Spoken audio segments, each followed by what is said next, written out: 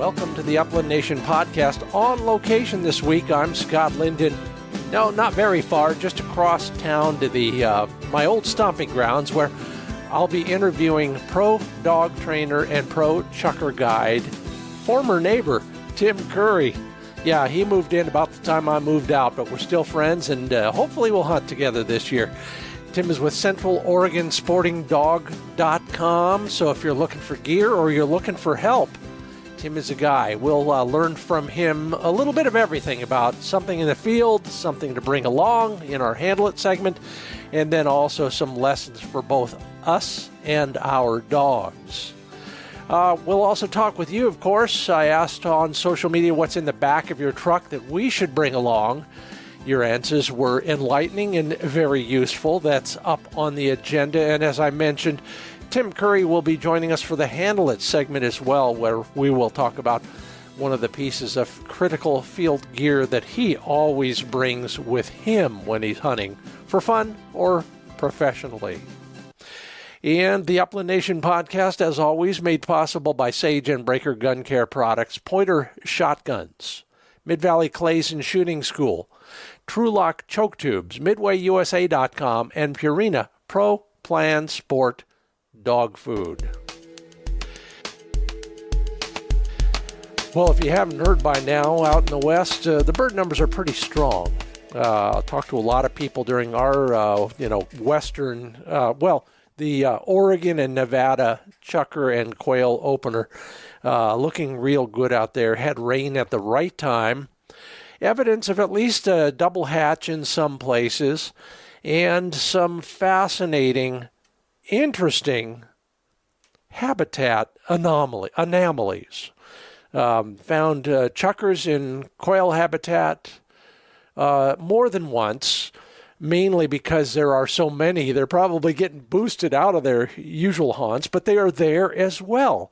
And, of course, you talk to enough seasoned, grizzled chukar hunters, and the birds are either up high or down low, unless they're both. And that was the case this time around. There's feed, there's moisture in the places that are accessible even to birds in the highest country. Fascinating trip so far. More to come. We're just getting warmed up around here. I can't wait to hear your stories as well. Along those lines, you did mention a few things that I found very, very helpful and useful. And some of these were your answers as well when I asked the question on social media. What's always in the back of your truck when you go? Donnerhund. Good ideas. A come along, a recovery strap, and a 12-volt compressor. Yeah, used that one on the way home. Found a big hex screw in my brand new left front tire. All worked out fine. Spare tire from Stephanie Downs. Outdoor chair. Yeah, I'm doing that too. So no matter where you are, you can relax just a little bit more than you do if you're sitting on the tailgate. Grant Goblish brings everything, including a kitchen sink. Yeah. A single burner stove, says Travis Hampton. Yeah, excellent idea. I'll tell you, there are days, and later in the season more often than early, when, a hot lunch in the field is just wonderful. Nice break. I don't know about you, but, I don't need to rush through the day anymore, and that helps a lot. Thanks a lot for that tip. Lance Larson. A camping rug, the kind you can buy to put out in front of your travel trailer or your RV of any sort, smaller size for the dogs to lay on. Yeah, I got the same thing, Lance, and I love it. It's a brilliant idea. Keeps the dogs on a little bit cleaner ground if you're worried about that. If the dogs ride with you in the truck, for example. Let's see. Lynn Glock brings his dog. Yeah, always a good idea. Rubber dog boots that I pray I don't have to use. That's James McConnell's advice. All good suggestions. Thank you all for your tips on that. Maybe in there is something for each of you to probably take under advice, if you will. And that part of the show brought to you by PointerShotguns.com. even this late in the game, they've got your gun at pointershotguns.com, including the best over and under for less than $500, according to Target Focus Life. Yeah, we put them to the test last weekend on the Chukar opener and had a great time, and so will you. Go to pointershotguns.com, spec out everything you need, from the gauge to the finish to the configuration. They've got it all at pointershotguns.com. And after that big opening weekend, I realized I better get some more ammo sooner rather than later. My source for ammo these days is MidwayUSA.com. They've got just about everything you need for shooting, hunting, and the outdoors, including a full stock of non-toxic and regular ammo. Whatever you're looking for whatever you're shooting at, they've got it there. They ship the same day. If you are looking for ammo, order before 3 p.m. and they'll put it on the truck and get it out of there that very same day. Sign up for emails or texts and get 10% off your next order. Always handy with a big order of ammo. MidwayUSA.com.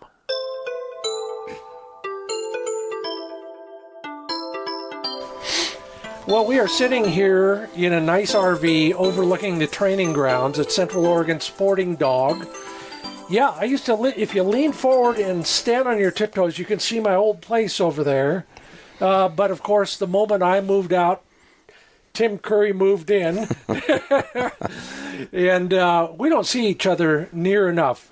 Tim, welcome to the Upland Nation podcast. Thank you, Scott. It's been a minute since we've been together. You know, you get to a certain age and you measure the intervals in surgeries, hospitalizations, or new joints. Yeah, I can relate to that. And so we're not going to talk anymore about that, I promise. Okay. I'm glad to see you up and about, and all the things are working on you, and now I'm, getting to the same point. You have such a fascinating background. Why don't you just introduce yourself? Tell us your backstory. So I'm fortunate to have grown up with a father that introduced me to all of this stuff that I love and you love too, whether it be fly fishing or bird hunting and all of the above, big game as well. But he was also a professional horse trainer. Oh. So I learned a lot helping and working with him with horses, just general knowledge that is carried over to the dog training world, actually. So very fortunate about that. I trained my first bird dog. I was 15 years old. Grabbed every book, every video, everything I could find to learn. Of course, going through that process, you learn that there's a lot of different routes to get from point A to point B. And but fast forward many, many years later, you kind of fine-tune your own route, so to speak.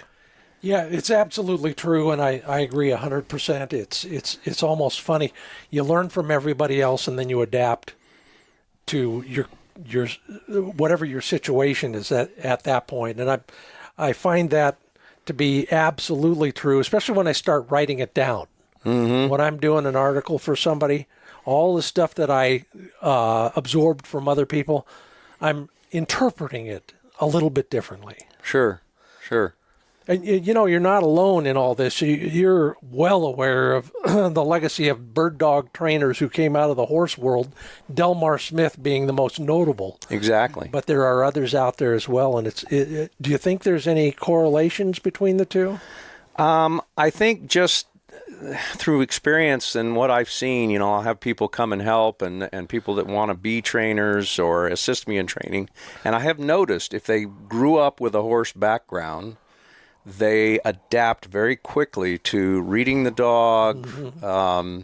Which is key. Yeah. I mean, you have to read every situation, every moment with a bird dog momentarily, and you have to handle it the right way.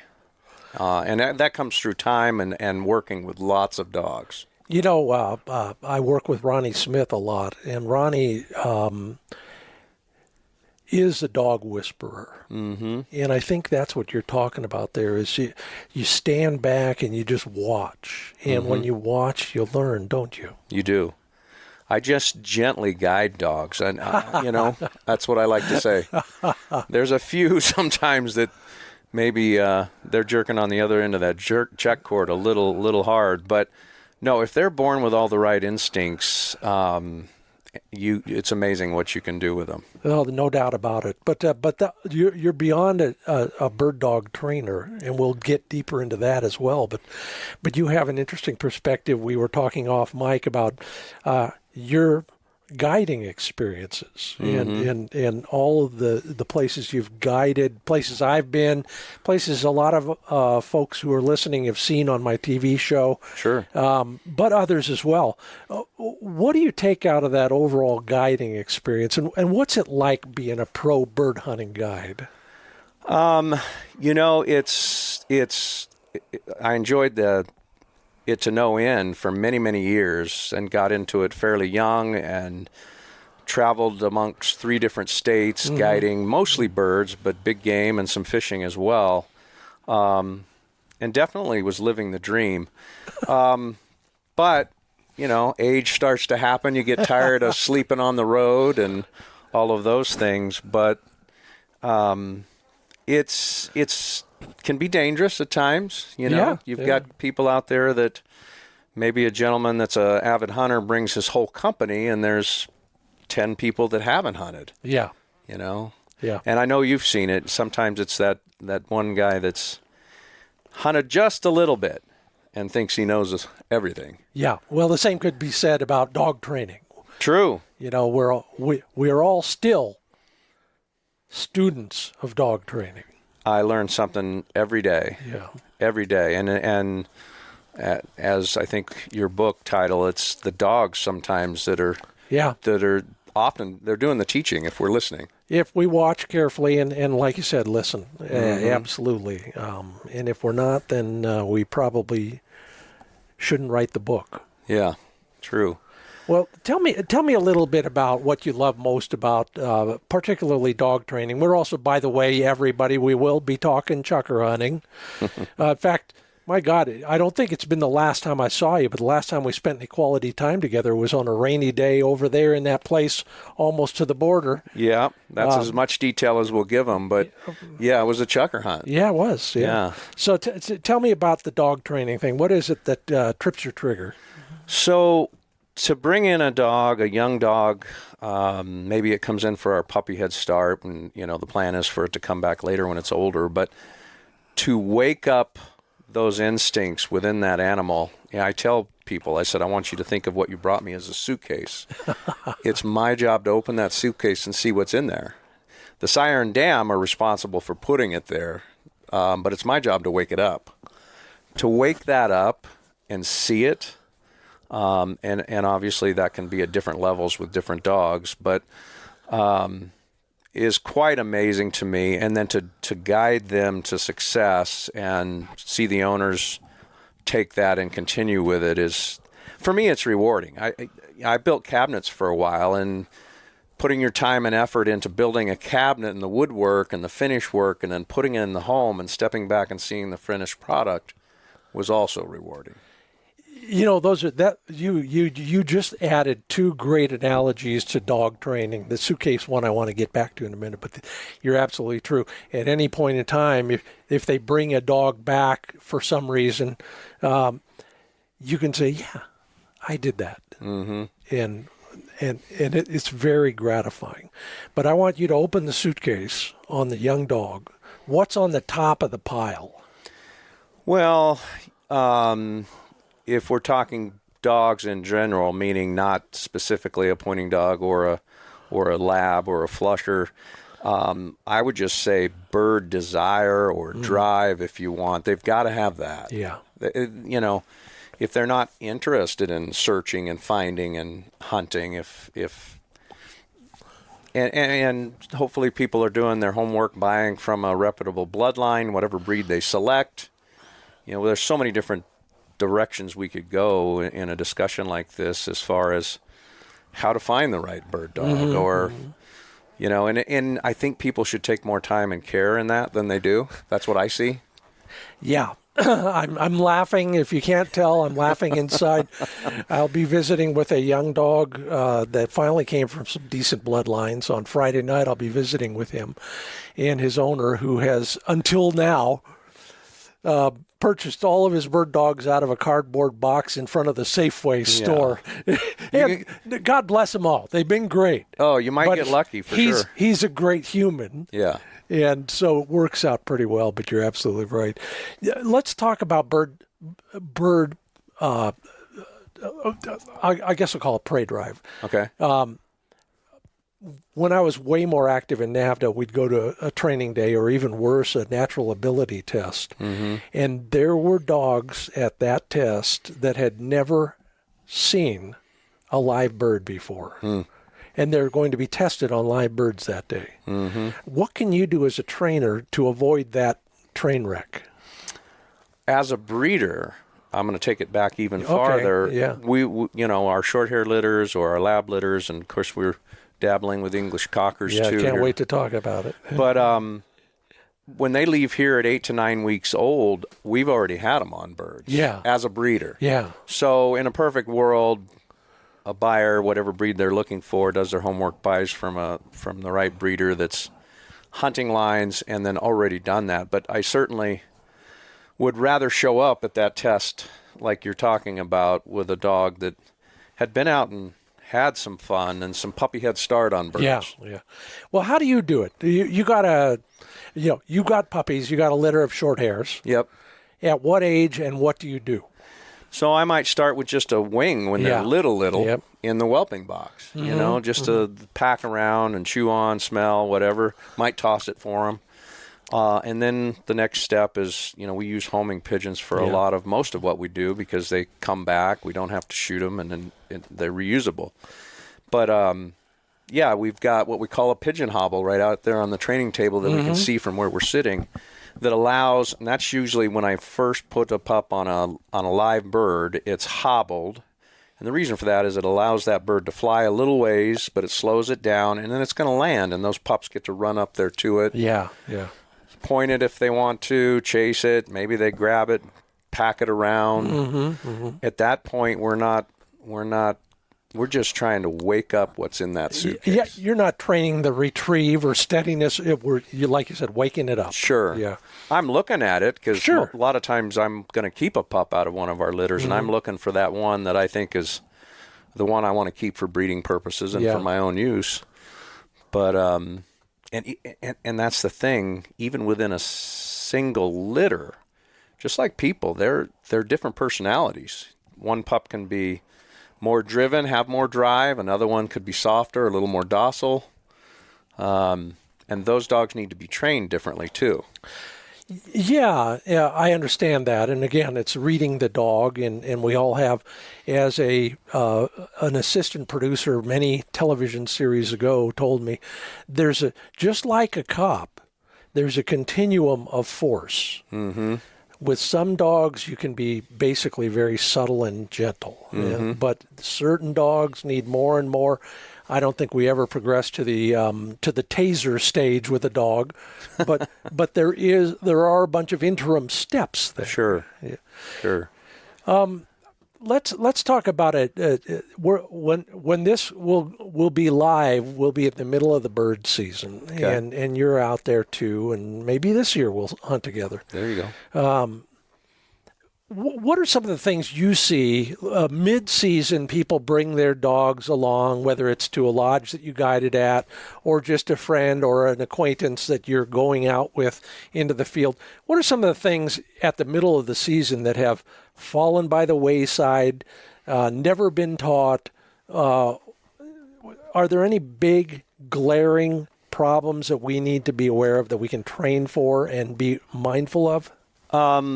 It amazes me if we narrow that down specifically to pointing dogs, because one of the things I see, to answer your question, a lot is the whoa command. The people that call me and say, hey, my dog needs some training. And quite often it's not steady on birds by middle of the season. Yeah.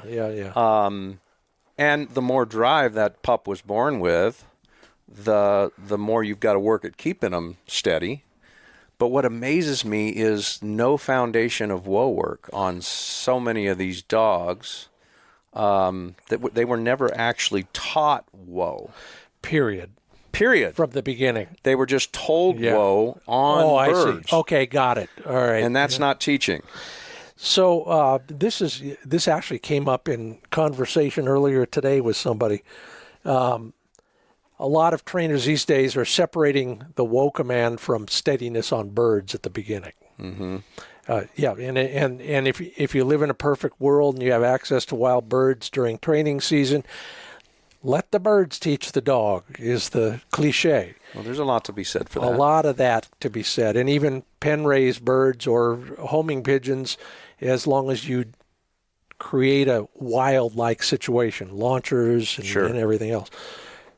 So how do you fold the verbal whoa command into steadiness on birds? Where's the nexus there? So I'm in that description that you just mentioned where I'm holding dogs steady on birds. So I'm running them with a check cord, bringing them around, letting them smell it, point it.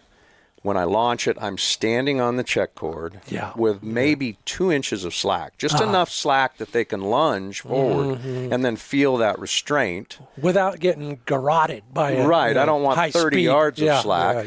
That won't end well for me either at my age if there's 30 foot of slack. There's no 30-day warranty on your knee, is there? So I am teaching whoa separately every day. The dogs that are in the kennel are getting taught whoa, and there's several steps to that. But on the birds, which they're on every day, until they know whoa away from birds, they generally don't even hear the command until they'll naturally start standing steady just because they're used to me being on that rope behind them.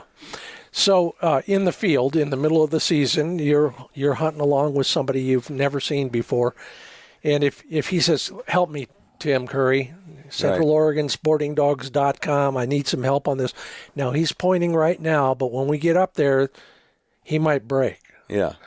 So what are you going to tell that guy at that point in the field on wild birds? So if that dog wasn't trained, say I had trained that dog, that answer is going to be completely different than if he hasn't been trained at all. At that point, it's almost, if he wasn't trained at all, and doesn't know whoa, doesn't know how to turn the e-collar stem off by obeying a command. That's the right way to teach with an e-collar. Low-level stem, and they learn to work with it. It's a tool. I'd probably tell them, hey, we need to fix this back at my place, and it's going to take a week or two. Or a month or two. You know? Unless it's a pointer, then it'll take 6 or 8 months, right? Right. Yeah. Hey, don't send me an email. I'm just having fun here, everybody. I love pointers, too. Let's transition. Before the break, let's talk a little bit about chukar hunting, our passion. We've done it together. You know, there's still the biggest thunder egg I've ever found. It fell off the bumper of my truck when we were trying to get your truck started, and I never found it. I'll be darned. But anyway, it's chukar season. We're in the thick of it. What are some of the things that that you love most about that bird and that country? So the vastness, the work that goes into it. I mean, you've heard the saying, the first time you go chukar hunting, it's for fun, and then after that, it's revenge. You either love it or you don't. I don't know, and if you know of anybody that's kind of in between, it's an addiction. You either, maybe it's a personality type that fits in there, but you know, you've got to work hard to get all the way up to the top of that rim rock, and then your dog's got to cooperate, the wind's got to cooperate, and am I on my game that day when I pull the trigger? I think it's the challenge and the wind and nature. The serenity. You know, I like going hunting and guiding and being with clients, but some of my favorite times out there is just me and the dog. You know, I've said it before, and I'll say it again. There have been times when I've been on the top of a hill and I could see 2 other states from there. Yeah. And not much else. Yeah. Where I go a lot, and I think you do too, is the darkest corner in the lower 48 states. And the reason it's so dark is nobody lives there. That's right. It's also, by the way, the furthest you can get from a hospital and a Starbucks. Yeah. And maybe that's why we like it. Although I've been to all the hospitals within 150 miles of there. Yeah. Yeah. No, that's true. Let's get down to brass tacks with the chukar thing. We all have our theories about all of that, and there's a bunch of stuff in the realm of chukar hunting strategy, and one that just continues to blow my mind is how many guys who spend a lot of time out there have finally come to the conclusion that that cliche about cheatgrass and chukars is true, but doesn't necessarily have to be true. I used to write about it. I used to talk about it. If you don't see cheatgrass on those slopes and lots of it, don't hunt it. I've since been taken to school by several folks who hunt way more often than me and tell me that those birds eat a lot more stuff than just cheatgrass. Have you found that to be true? I have found that to be true. I mean, you open some craws periodically and see what they've been eating, and it's amazing what will be in there. It's the size of some of what they consume is amazing. But I think the biggest thing that has helped me on chukar hunting is coming from a big game background, where you have to be aware. If you're hunting elk, for example, you have to be aware of temperature and water, and is it, when it comes to hunting chukar, if it's 6 inches of snow and cold and blowing, they're going to be on a south slope where they're getting some sun. Yeah. I think a lot of times people, they get into birds at a particular place and they think, okay, that's where they're always going to be. Yeah. They have to move around based on weather, sun, temperature, food. Maybe not as much as an elk that's so temperature sensitive, but yes, you have to stay open-minded. Well, I'm lucky in that I hunt with a big game hunter a lot. I've corrupted him to the point where he's not doing it near as much of that as he used to. Right. And he teaches me every day about things like that. The other one that I've really become a believer in the last 6 or 8 years is stealth. Being quiet. Shutting the heck up, using hand signals instead of whistles, using the tone on your collar instead of yelling. And then I remember a lesson learned 3 or 4 years ago. I was up in one of those spots, kind of where we were, but not. You had to turn right and go another 80 miles. And I saw that one. Chukars are like valley quail. They'll have a sentinel bird up on a high spot. Sure. And I was way down below him, but I was at a point where I could see him silhouetted on that boulder. I thought, okay, I can still sneak around. I can go around to the other side of this hill and come up and use the boulders behind him as cover for me. Sure. It took me another half hour. Right. But he was still there, which told me that the covey at the bottom of those boulder piles was still there too. Exactly. What other lessons like that have you learned while you're out there? Probably the hard way. Definitely the hard way. You've got to figure out what elevation they're at, and again, that'll be based on time of day and weather. And then usually, as a rule, on that given day, they're going to stay at that elevation, meaning you'll find other coveys, but they will be at that same elevation. A mistake people make, you get into a covey and they fly, and we all know they swoop down and around out of sight in that steep country they live in, and it looks like they dropped down and went somewhere else. I'll see people drop down to where the bird went out of sight going around the turn and think, but guess what? That bird come back up, or those birds, probably at the same or close to the same elevation they were at. Yeah, and even if they land downhill, the first thing their little feet are cranking before they hit the ground, and they're running up the hill again faster than we can. Yeah, it is fascinating, and they'll swoop around if there's no point there. They'll swoop around a pile of boulders, or they'll even use the trees and try and put something between you and them.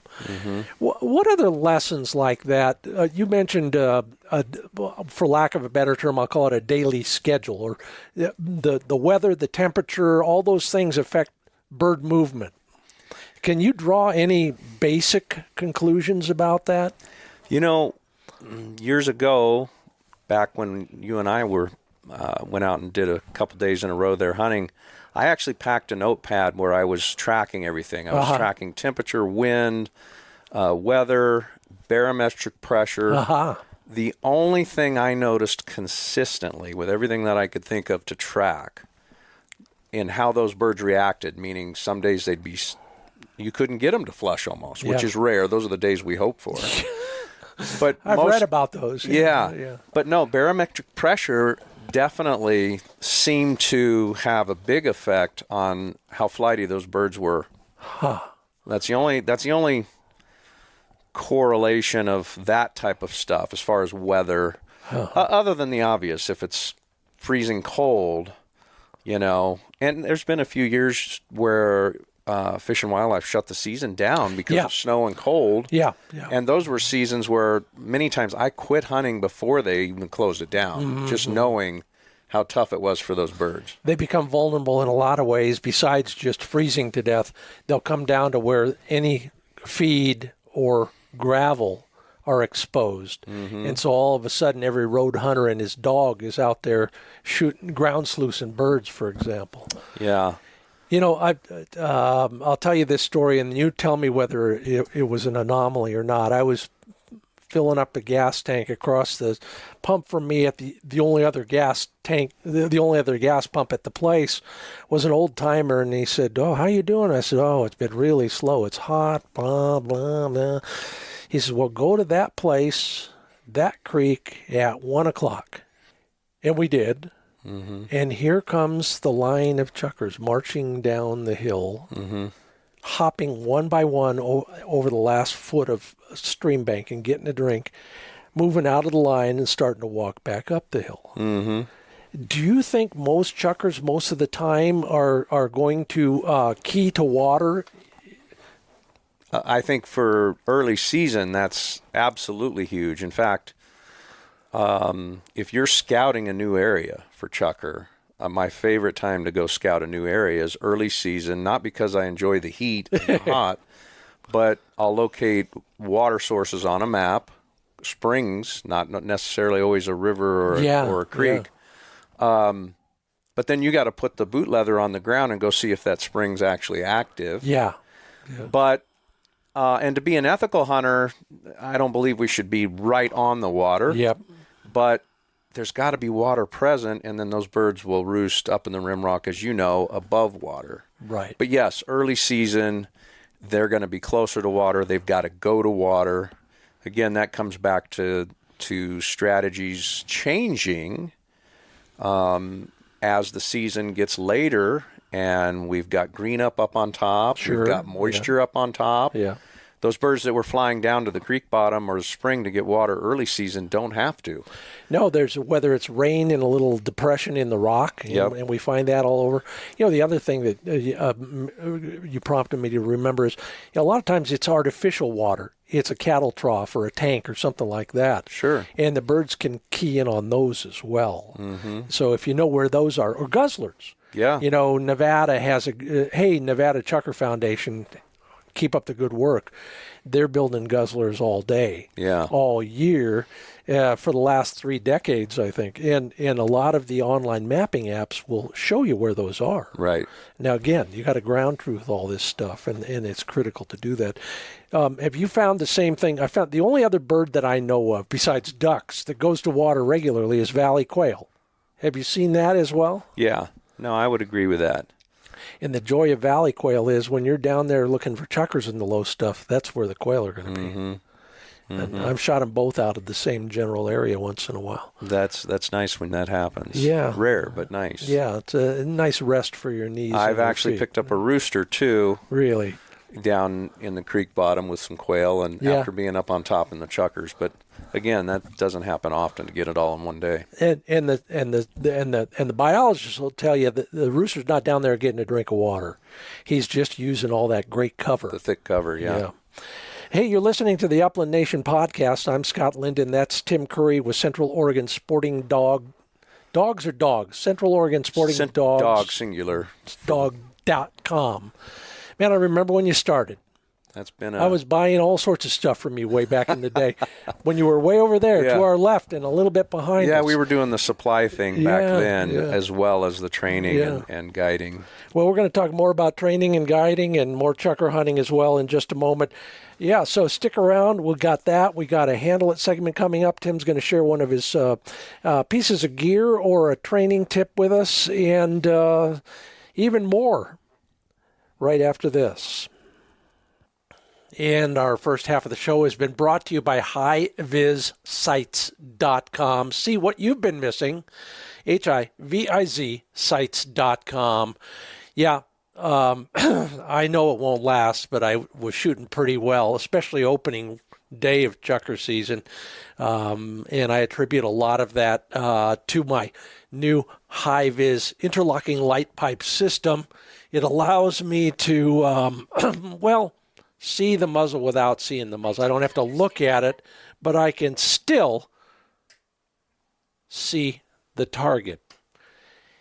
See what I mean? Watch the video at HiVizSites.com, and you too will experience kind of an, pardon the pun, eye-opening way to shoot moving targets.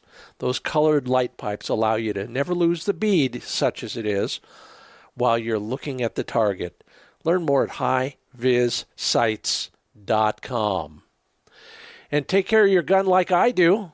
After every hunt, every time I'm at the range, I'm pulling out the Sage and Breaker gear. SageandBreaker.com. They have a full selection of gun cleaning and gun care products, crafted at the highest caliber, from cases to cleaning tools to cleaning liquids and sprays, you name it, they've got it at SageandBreaker.com. I'm using my flexible bore cleaner and my CLP spray-on fluid after every hunt, just to make sure my gun performs at the highest level as well. SageandBreaker.com.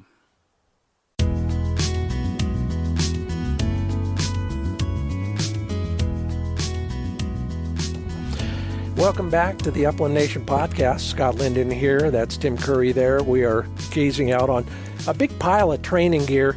In fact, Tim, I want to look at that stuff one by one after we get back to this question. We were talking about water sources and how important they are, and what to do about those, and yes, the big game hunters will probably chime in as well, because staking out, putting a ground blind on a water hole or something like that, it's kind of unsavory. Yeah, it comes down to ethics, and hunting close to water can be an issue of one sort or another. But yeah, you have a story about a place, and then I want to share a story about a place. You were up there, speaking of water sources. One of the reasons I love chukar hunting in particular is you never know what you're going to find out there. Golden eagle nest. True. Spear points from way back. Mm-hmm. My buddy Dave found a 4,000-year-old arrowhead. Wow. I think you call them pre-Clovis. It was before the folks who we all think were the first ones to move here. Wow. Those guys made it. But you were up in that country where we were, and you found something I wish I had seen.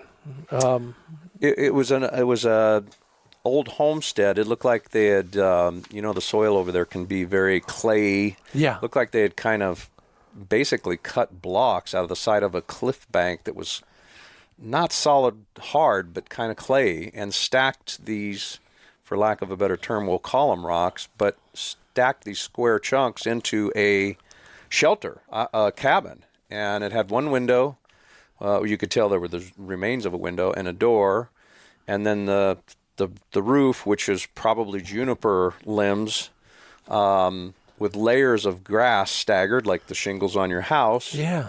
And it had initials. I can't remember, maybe WC, and the year on that was 2 years prior to the Oregon Trail.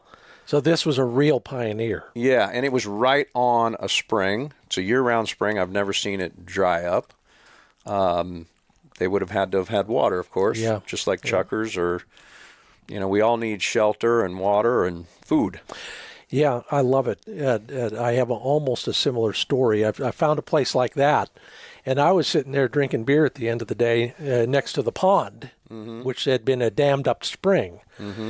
And my buddy Ben had not gotten back yet, and then I hear this diesel engine laboring up the really bad road that we had come in on. I'm thinking, oh, dang, somebody else discovered this place. Yeah. Pulls in next to mine. Out of the passenger side comes my buddy Ben, and out of the driver's side comes the guy that has become a very good hunting buddy. He picked up Ben down at the bottom of the hill and said, "Are you lost?" He said, "No, I'm going up to see Scott Linden right there." And Mark says, "Hey, I know him from TV." Yeah. So he brought him up. Gave him a ride. Yeah, we ran out of beer really fast. Yeah. But a very similar structure. And then I've seen that structure in northern Nevada a lot as well. It must be pretty easy to quarry that stuff. Yeah, must have been. And who knows what kind of tools they use, some kind of a hand saw to kind of cut those chunks. What's the strangest thing you've ever found on a chukar hunt? Well, as you mentioned, arrowheads, which is kind of amazing, isn't it? Rare. I don't know if I'd say strange, but rare to find those. That's probably it.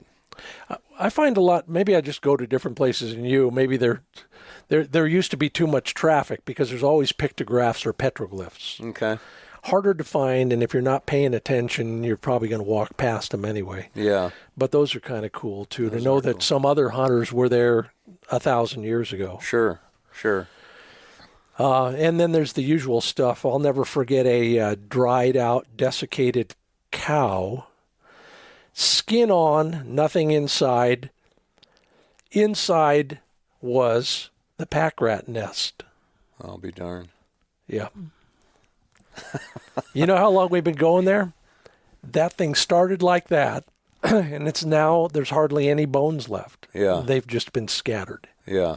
Or ground into powder. Yeah. Well, your coyotes and everything else has had their way with them. Oh, over and over and over again. That pack rat, he had found himself a shelter, hadn't he? Yeah, it worked out pretty well for him for 4 or 5 years. Him and his children and their children, whatever. That's definitely strange. Yeah. Over there where I was for 15 years, we had pack rats all the time. Mm-hmm. They are relentless sons of guns. Mm-hmm. You can have them. Let's talk a little bit about dog training again. You're out there doing it, and you're doing pointing breeds, you're doing Labrador or Flushing breeds, and then you're doing another Flushing breed specialty of field-bred Cocker Spaniels. Yeah, that's what we breed, is the Labs, short hairs, and Cockers. Tell me about, because they're a thing now, and they have been for a while. What do you love about the Cocker Spaniels? Hunting them with other dogs or by themselves, or what? They're a great tool for hunting by themselves in thick cover, like for quail or pheasants. That's I often tell people you need to buy the right dog, as in the right tool for the job. Mm-hmm. I would not take an English cocker chukar hunting. Yeah. Purposely, or personally. Same way with my Labs, I would not take them chukar hunting. I do know quite a few people that do. Yeah. But you've really got to be knowledgeable on where those birds are when you've got a flushing dog out there, and you've got to cover more ground, and that dog's got to stay in gun range. There you go. And that means, like you said, your field of fire, if you will, and I don't mean that in the generalized term. use of the term, but you can only cover so much ground. So you as a human have to cover way more ground because the dog won't. Yeah. I love the cockers when I'm guiding, and that's really what got me into it. Yeah. I grew up with short hairs since I was a baby. We've had short hairs. But then I started guiding with my short hairs at different preserves, and you got a dog on point. Well, if you don't have a flushing dog, I don't allow, and nor should anybody allow their pointing dogs to flush. Yeah. That's a big mistake. They're not going to stay steady if they get to flush sometimes. Yeah. It's going to turn into flushing all the time. Yeah. So I didn't want to walk out there, obviously, in front of guns to flush a bird. It was very obvious very quickly that I needed some flushing dogs. Yeah. And that started with my labs, which were great. They could mark birds at unforeseen distances and retrieve them, but they didn't have the endurance that a small English cocker will have. Because they're lighter on their feet? Yep. Yeah. I mean, they can run all day. Yeah, because they're little feet, so they aren't taking very big steps. It's like comparing a offensive lineman to, maybe a small frame, long distance runner. That lineman can break down the brush in that thicker cover, but that long distance runner, he can run all day. Yeah. So, what is the big challenge when you're working a pointing dog with a cocker spaniel? You got to train the pointing dog to do something when the flusher rushes past it. How do you train for that? So it comes back to that WOA work that we were talking about, that WOA foundation, and you know this too from all the training you've done, that just us as hunters walking by, if you don't have a flusher, you've got to walk in to flush the bird. Those pointing dogs, basically what I tell people is they see us, and especially another dog, as competition as we go by. Yeah. So you've got to train them separately, meaning the pointing breed separately, the flushing breed separately, whether it's a cocker or a lab or whatever pointing breed you've got over here. Then you have to train them together. Yeah. You got to go out and we'll run them together, because that pointer is all of a sudden going to think he can move and break and flush birds. Sure. Why can't I do that? Yeah. This little guy's going in and chasing that bird. That looks fun. So it goes back to the WOA foundation, the fact that you've been able to eventually add e-collar into your WOA work. And, we're not shocking dogs on birds right out of the gate. That's a huge mistake. They have to know what the stimulation's all about, and then it correlates to the command, and in that case, it's the WOA command. We don't ever want them thinking birds are a bad thing. Yeah, so let's talk about that for a little bit, and then I want to go into the gear you have out here. I'm of the same opinion, and if you read or you work with a lot of people, you'll hear variations on the idea that the dog should not associate stimulation, e-collar stimulation, with any kind of bird environment. At the very beginning, that starts to make sense. At some point, you got to introduce that. Absolutely. Whether it's to reinforce the retrieve or steadiness or something. How do you transition from no stimulation to a little bit of stimulation? I think the word overlaying comes into play. So we teach everything with leashes and leads, some of that stuff that's out there on the table, of course. Once a dog has an idea of the command, like let's go back to whoa, we're stopping him on just a heeling lead, maybe the command lead that our friend Delmar Smith invented that came from the horse world, as we mentioned. Yeah, the rodeo man. That lead is amazing for teaching heel and whoa right beside you. Well, then you've got to advance to whoa at a distance, which is where your check cord comes into play. Once that dog's whoaing at a distance on a check cord, you're going to add the e-collar and you're going to overlay stem with the pull of the rope. And that stem, we need to figure out each and every dog's level. It needs to be a minimum level. Yeah. Usually they can just barely feel it. They're used to you pulling the rope and saying, whoa. And eventually that stem takes the place of the rope. We're able to take the rope off. Yeah. And then they know that stem means whoa, stop, or turn, or recall. We teach all of that with stem. Yeah, yeah. then you can apply it to the bird, and only then. Yeah. So let's go back to that, because the devil is in the details. Exactly. So we got the collar on the dog. He's conditioned, collar conditioned, we'll call him. But we want to dial that collar level down as low as possible, but know that it's still having its desired effect. Sure. We don't just want to stand there in the yard and start hitting the button and seeing what the dog does, do we? Or No. So how do we introduce a very low stimulation, and how do we know it's working?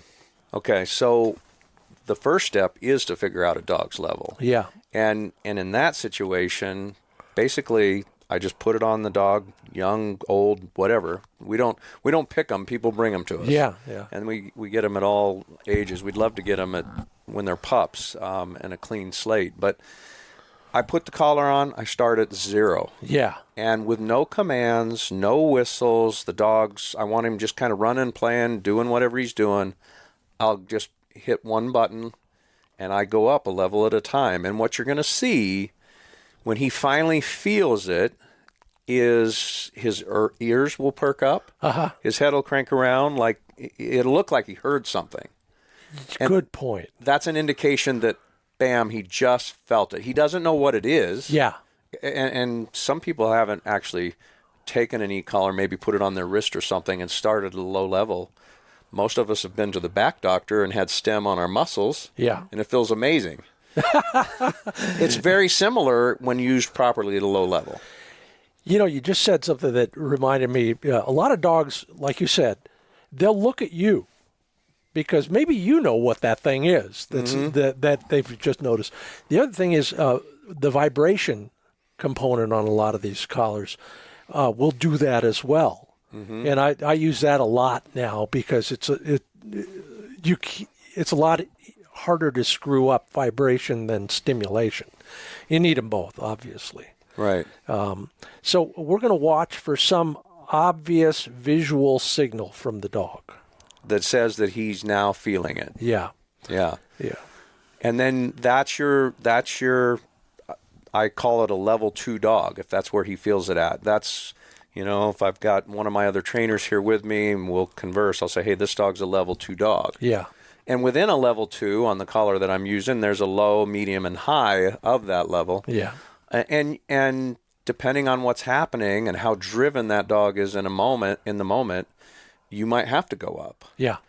Balance is my favorite word when talking about dog training. You've got to keep the balance. Here's the biggest mistake I used to make. I would put the collar on, and one day it would be tight, one day it would be less tight. There goes one of your pigeons, by the way. Yep. I hate when they're out this time of day because the Cooper's hawks are too. We have a few hawks around here too. So the key to this is making sure that the collar is fitting the same every time. Mm-hmm. And I only bring that up as a bit of advice. There's really nothing we can do about it except check it all the time. Yes, when something's not working, if you know a dog's level, you know how that dog normally responds in whatever situation, whether it's steadiness on birds or just basic obedience, and all of a sudden he's just not responding. Did you forget to turn it on? Is it too loose, like you say?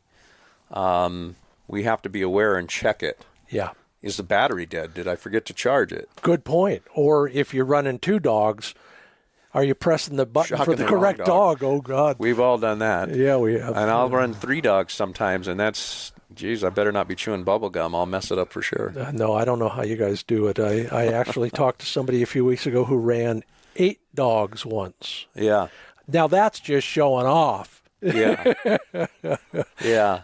Let's through the window here, we can see all sorts of stuff. Some of it I recognize all too well, and others I don't. We're talking about the Wonder Lead or the Command Lead that Delmar developed. Delmar was a rodeo gate man way back in the day, and very involved in horse training, obviously. So we got that one covered. But there's all sorts of things. I see maybe a miniature version of that hanging over there. Is that what that is? Or do you use that differently? That was a Wonder Lead that I cut shorter. and it could have been that the end got frayed or something. I don't remember. That's been years ago. But I thought, I throw a loop in the end of that. I can use that on a check cord as well. Yeah. And there's also one there that I've strung through a section of hollow pipe. For the very strong, unruly, say, 4-year-old dog. And I've even had people bring me dogs much older than that have had no obedience, and you're trying to heal them. Sure. That bar gives us leverage. All of a sudden, not only does the Wonder Lead make us... It's a great tool because it's a hard rope that hits that bony spot on the dog's. Yeah, it's way up right behind their ears. Exactly. It's a slip lead, but it's not designed to choke. When you use it properly, it just hits that tender spot. Hey, here's one for you. I called Susanna Love Smith a few weeks back, and I said, Susanna, I've seen you guys use these command leads both ways, both directions. Like a regular choke chain, if you will, so that it loops around and comes up. The long end is above the dog's head. Mm-hmm. But then I've also seen you use it backwards, so the loop comes down under their chin. Mm-hmm. She says, depending on what you're trying to get the dog to do, if he's always pulling away from you when you're walking at heel, we use it the traditional way. To pull toward you. If he's pushing towards you, we use it the other way. Sure. So neither one is incorrect, everybody. You can use it both ways, and I'm experimenting with that. I also see what some of us call a JSA collar. It's a leather spiky collar, but it's not sharp spikes. Is that what I'm seeing there? No, that's a client collar. I think those are some conch, like... Oh, I see that's that. Bling. Yeah. That's bling on there. Yeah. Our eyes aren't what they used to be. No. Especially mine. Well, yours are better than they were. That's right. Right. They're on the mend. And then I see another knotted up short piece of rope there next to that. So that's a figure 8. Yeah. And probably the first muzzles ever invented. Yep. It's an amazing tool for a barking dog. They can eat, they can drink. I'm sure that was also invented, or somebody came up with it before bark collars. Yeah. That's all that is. But and by the way, I learned that one from Rick Smith. And Rick, if you're wondering what a figure 8 is, everybody, go to Rick Smith's website. I think it's called He shows you how to tie it and everything. Yeah, he does. So that's a good one. And then over to the right, we've got some bird launchers. We know what those are all about. You've got a long check cord there. Yep. It's flat and it's rubbery.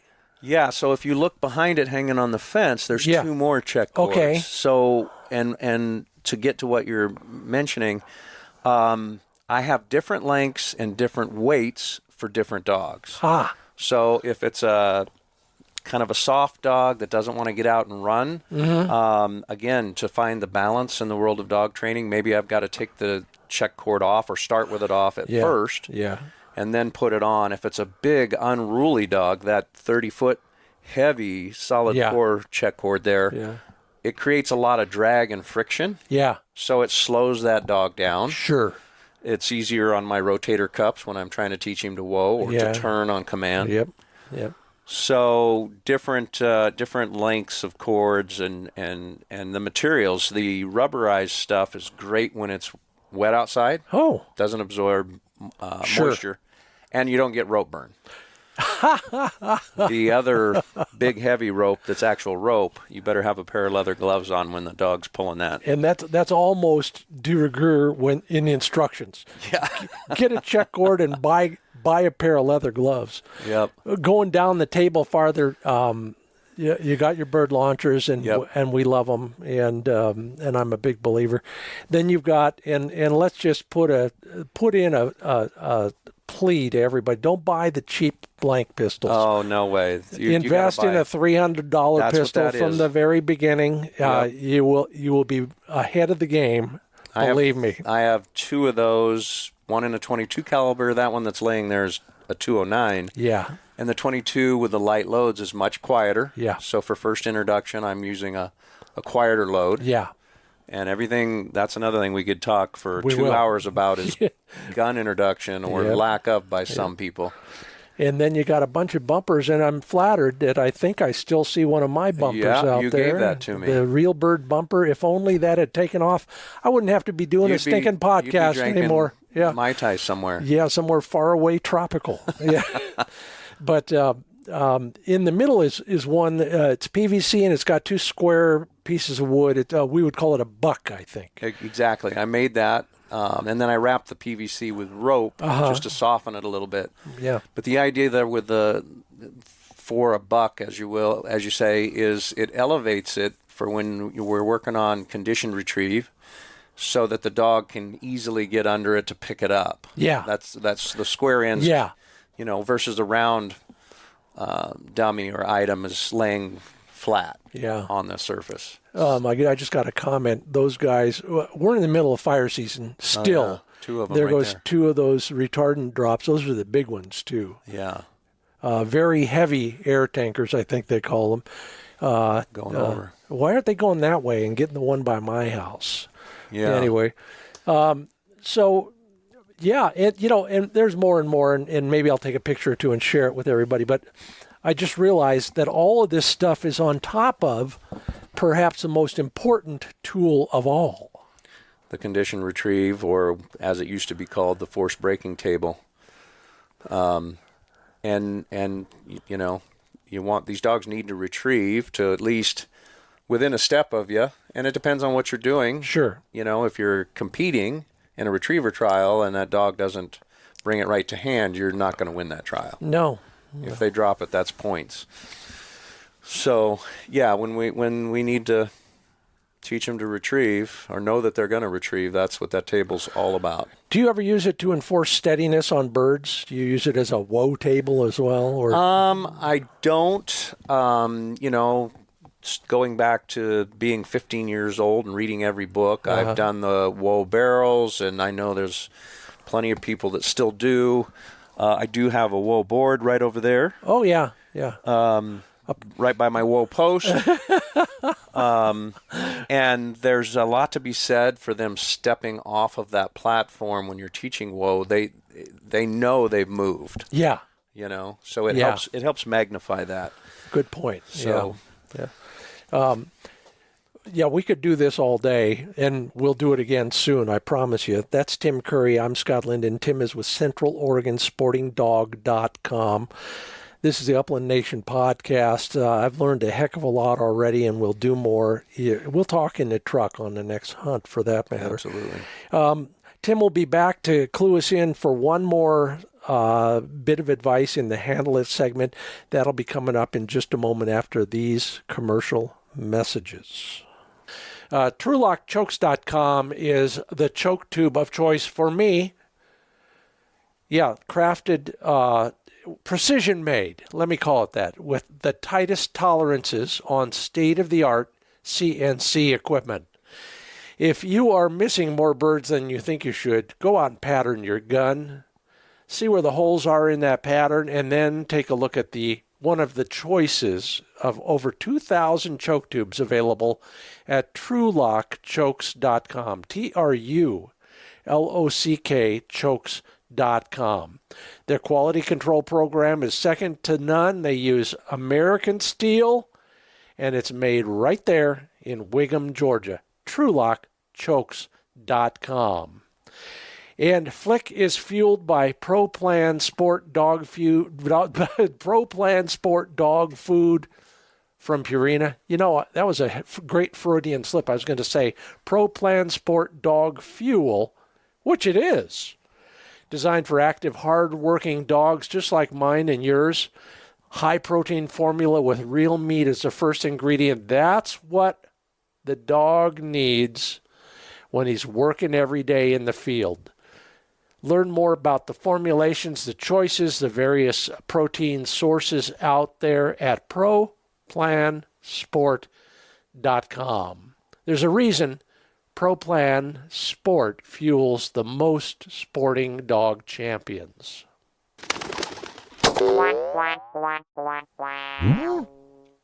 We're laughing off Mike here in the Handle It segment because of all the horror stories that I've written for myself. In fact, one of them just over there on the other side of that second fence beyond Bob's sheep paddock there, I took my first wire hair out into the field over where Dolly used to live there at the corner. And he's running back and forth, and then he just stops. And then somehow one of the veterinarians' hen pheasants had gotten out. And I said, my gosh, he's a bird dog. I guess I better go buy a shotgun. I had thought I'd just bought a pet for my wife. Tim Curry, Central Oregon SportingDog.com. That is a lead-in to the Handle It segment where you're going to tell us what? You know, we were talking about tips and what tips would I give. And as a trainer, what I see most is we need to do more homework. We need to do more research and buy, first of all, the right breed. Yeah. You know, yeah. depending on what we're hunting, I'll get, we talked earlier about my cockers or my labs. I wouldn't buy an English cocker if I'm going to go hunt chukars. It would be a pointing breed. You know, there's the continental breeds, which you're an owner of, that are going to do a good job on waterfowl as well as upland. But so that's the first thing. But then here's where a lot of people drop the ball is they decide, let's just say they want a German Shorthair. Not all are created equal. You need to do your homework on the bloodlines. Are they being bred from sires and dams that are being hunted, that have been hunted? Maybe field trial lines where those dogs have been, you know, you're going to get into some dogs that run bigger. Sure. Which I love for hunting chukars. They can't run too big, in my opinion. They need to be trained. And they need to be wearing a GPS collar. Exactly. Thank goodness for GPS. Yeah. Remember when we didn't have those. Yeah. But doing your homework so that we have the highest odds of whether that suitcase is coming to us to be trained or an owner's doing their own training or taking it to someone else to train. You can do a lot by doing your homework, buying the right breed from the right breeder with the right instincts. That's half the battle right there. Amen to that. And I'm thinking back on a very recent instance of that. When my buddy went over to the dark side and got a Brittany, and he said, "Oh, the owners of that one said it comes from hunting lines." I said, "Well, send me the pedigree." Yeah. "Oh, they don't have one." Yeah. And the owners of that one said the sire's a hunter. Yeah. Really? Prove it. Yeah. So there is a time to be skeptical, and it's before you pick up a squirming puppy and hold it in your hands, because it's too late then, isn't it? That's right. Yeah. You're going to fall in love with that dog, and that happens. You know, it's very seldom, I don't think ever, that a dog has not made it through our training program for any reason other than if they just didn't have it. Yeah. Meaning they didn't have the desire. If you've got a bunch of quail running out around on the ground and that bird dog goes and lays under a shady tree, I've got to call the owner and say, hey, and that's a tough conversation to have. Sure. But you've got to have it. Yeah. Yeah. You can't keep taking money and putting time into a dog that you know just isn't instinctively his jam.